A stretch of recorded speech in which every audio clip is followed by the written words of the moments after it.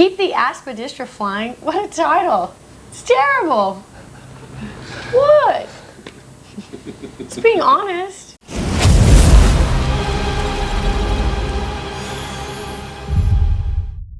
Keep the Aspidistra Flying, yes, a semi-autobiographical novel from 1936 by George Orwell.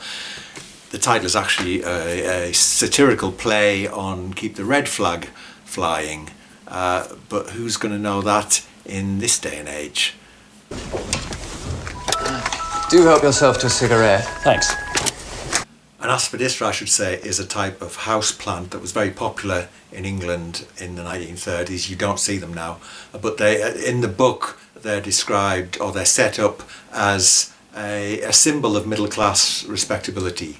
Middle class in the English sense of a professional person who's reasonably well off but isn't upper class. It's lovely. Aspidistra. You catch a little bit of sun in the late morning. Good. I like a bit of sun. The two main characters in the book are Gordon Comstock, an advertising copywriter, and his girlfriend Rosemary. And there's a passage in there that describes their relationship, which is they're always bickering and sparring in an affectionate way. And it's described as a merry war.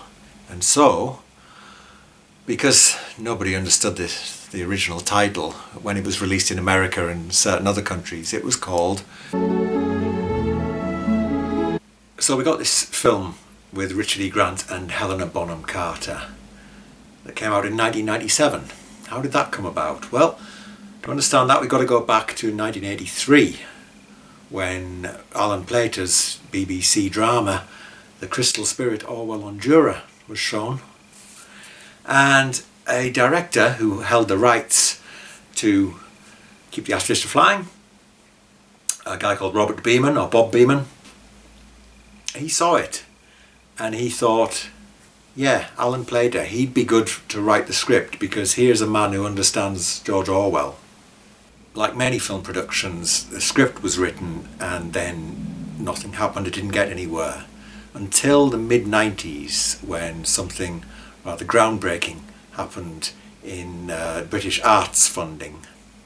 The Conservative government of Prime Minister John Major launched a national lottery, and it promised that a lot of the proceeds from that lottery, millions and millions of pounds, would go into cultural pursuits.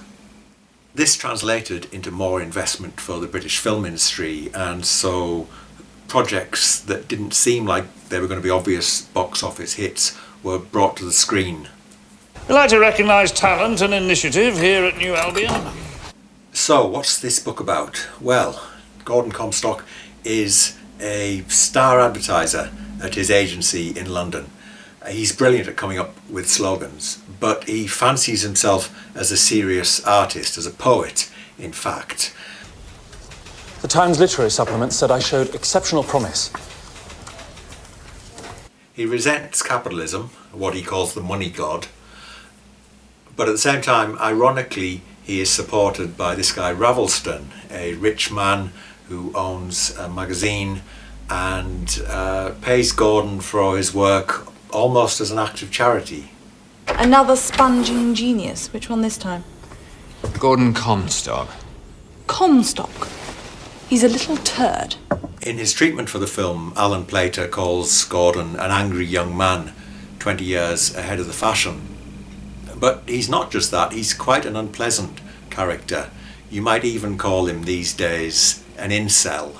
Now why do I say that? I wouldn't normally throw that word around about someone. But he has this girlfriend, Rosemary. She won't go to bed with him. And so, as well as being celibate, he carries around all these ideas about women that are actually quite offensive. He generalises that they're all money mad and they want to trap men into these dreary domestic lives so they can bleed them dry. All the kind of stuff that you would find on a certain type of internet forum these days. I want to know why I can't have sex in the afternoon. Not so loud. Why can't I? Simply because I have no money. We agreed to wait No, until... you agreed to wait. I didn't agree.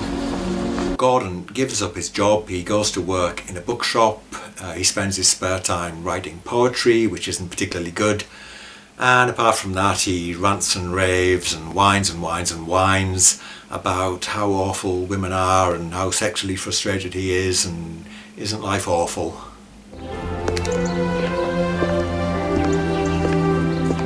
In the year 2000, 10 years before he died, I actually met Alan Plater when I was working for a newspaper in London. I went round to his house in Islington and met him and his wife Shirley. He had a play on in the West End at the time. And a lovely, lovely man, a kindred spirit of Orwell's in many ways, and he loved Orwell. He just thought that Orwell's novels, you know, his fiction writing wasn't that great. I mean, Orwell was a great polemicist, a great political writer, a great essayist. He wasn't a natural writer of fiction. It reminded me that in 1983, when we were doing all this, I also wrote a film about George Orwell for the BBC. I read everything at that point, the essays and the letters and all the novels, and spoke to a lot of people who knew him. And what I learnt from them was that when he announced, when Eric, as they all call him, announced he was going to write novels, they all laughed. He was also a very witty man, and this bled into his scripts. So although he took the view that if you were adapting the work of a great writer, which he often did in his career, you were honouring that writer, there was a certain element of him putting himself into the script. As for Bob Bierman, the director, I did speak to him when I was writing my book. A very nice guy, but he said, do you know what, rather than do an interview with me, probably the best thing that you can do is get hold of a copy of the American DVD.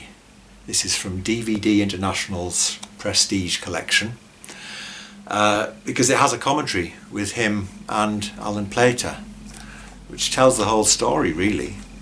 I bought the rights to this book about 16 years ago from the Orwell estate, which was quite a tricky business.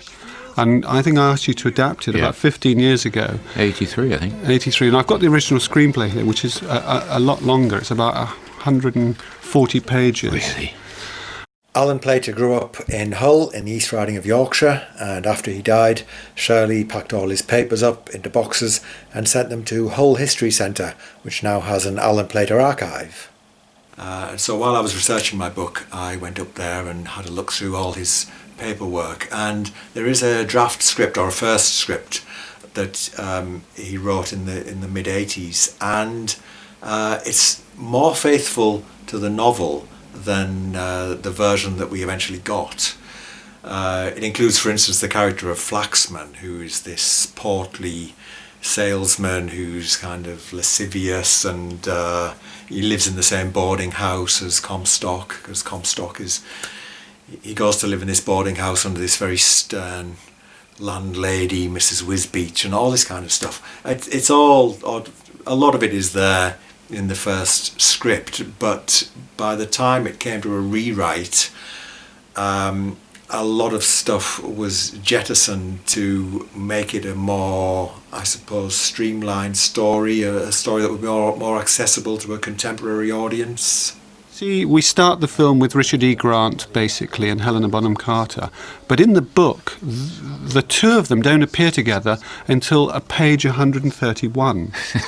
So, I didn't realise that. In terms of adapting the book, we have really centred on the two leads, as it were, as a kind of romantic comedy, whereas the book really goes back to his childhood, talks a lot about him growing up, which is actually impossible for us to film. Yes. So what you got was a romantic comedy, which is generally loathed, I find, by Orwell aficionados in the UK. And the critics didn't like it either when it came out in this country. I didn't like it the first time I saw it in 1997.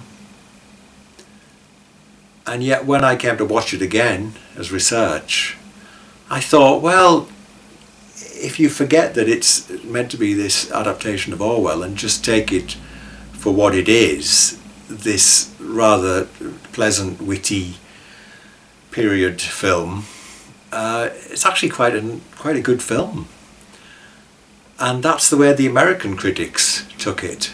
And I'll be getting onto that a bit later in the video. The editor does not regret. The editor is delighted.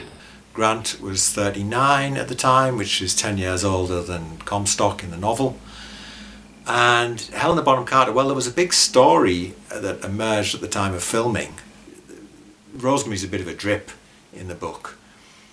And the story suggested that the character had been beefed up and made more of a kind of high-powered feminist kind of thing, and was working as a top graphic designer at the advertising agency. And what she did say was, can you make my part bigger? Yeah. Which was actually quite a good point. And in fact, I think we wrote up a number of the scenes to give her a better part, and I think that's really helps the film a great deal. And also, if you go back to the book, she's really hardly in the book at all. She's a doormat in the book. She's a doormat, and a modern audience wouldn't. If you did a totally honest representation of the psychology of the book, the relationship as written in the book, a modern audience would just say, "Well, this isn't on. I don't believe it." Plater did take some liberties with the plot. There's a whole scene in the book where Gordon has a dalliance with some prostitutes, and none of that's in there. Plater thought that it was all a bit cliched. So when the film opened the London Film Festival in 1997, at a time when Tony Blair was just taking over as Prime Minister, the first Labour Prime Minister of the UK in 18 years, and Britain was changing, you had Cool Britannia, New Labour, all this kind of stuff. And of course people were quick to point out that Tony Blair had the same surname as George Orwell, Eric Blair. Critics watched it, and a lot of them, perhaps expecting a faithful adaptation of the book, thought, what is this glorified TV movie? We hate this. Some critics liked it, of course, but others really went for the jugular, and they thought it was an example of all that was wrong with the British film industry and all that was wrong with public sector arts funding. The Americans didn't have the same cultural baggage, and generally speaking they liked the film a lot more. In fact, Time magazine named it as one of the 10 best films of the year.